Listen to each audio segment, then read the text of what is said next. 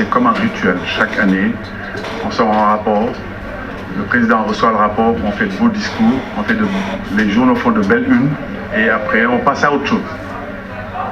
Ce sera différent cette fois-ci, non? Il y a déjà une évolution parce que s'il faut s'en féliciter, Monsieur le Président de la République a dit que toutes les personnes épinglées par le rapport de la Cour des comptes de 2015 doivent être poursuivies. Je voudrais lui suggérer d'ajouter 2014 et 2013 parce que ces rapports aussi n'ont pas connu de suite.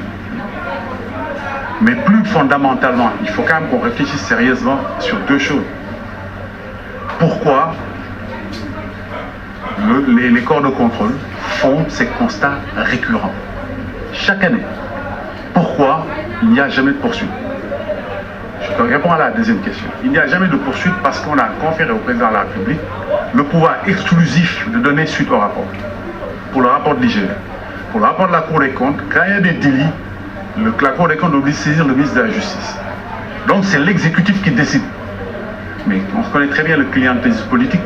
Les personnes contrôlées sont tous issues du même giron politique que le président. Sont dans le giron politique du président de la République, qui seul a le pouvoir. Donc, vous croyez que lui va demander qu'on poursuive son allié politique? Et je ne protégerai personne. Oui, mais la preuve, ça fait 3 rapports. Qui est-ce qu'on a poursuivi? Il a en même temps dit aussi qu'il a mis des dossiers sous le coude. Ça fait 3 rapports. On n'a poursuivi personne. Il ne s'agit pas de dire on ne protège personne. Il s'agit de dire qu'on va poursuivre les personnes concernées. Donc aujourd'hui, ce qui est anormal, qui n'est pas conforme à la transparence, ni à l'équité, ni à la bonne gouvernance, ni aux principes républicains, c'est que c'est le président de la République de décider que X va être poursuivi, alors que Y qui a commis un délit mineur de moindre dangerosité sociale, lui il est poursuivi devant les juridictions et condamné. Mais l'autre, parce qu'il est à haut niveau politique, c'est un proche du président de la République, le président peut décider de ne pas le poursuivre. Voilà la raison. Donc clientélisme politique. Pourquoi les constats récurrents?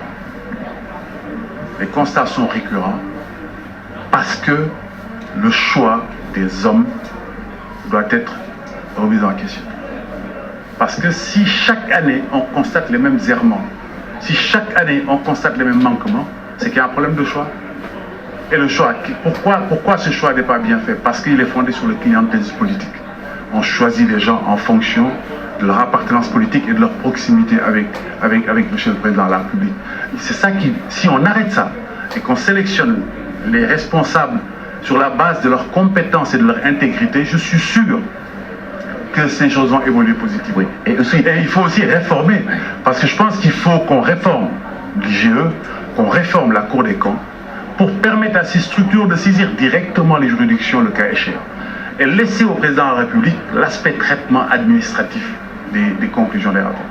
Et poser la question de nos rapports aux deniers publics. Parce qu'il n'y a pas de volonté politique d'y mettre fin. Parce que c'est très simple. Ce qui demande, c'est le fait que les rapports n'aient pas de suite. Si les rapports connaissaient systématiquement une suite et que les personnes concernées étaient poursuivies et sanctionnées, ça pourrait changer un certain nombre de choses. Et le rapport avec les deniers publics, c'est quoi? C'est que tout part de clientélisme politique. Si vous choisissez quelqu'un uniquement en fonction de cette considération, et que vous le jugez uniquement en fonction de ses résultats politiques, il se croit presque autorisé de piquer dans la caisse.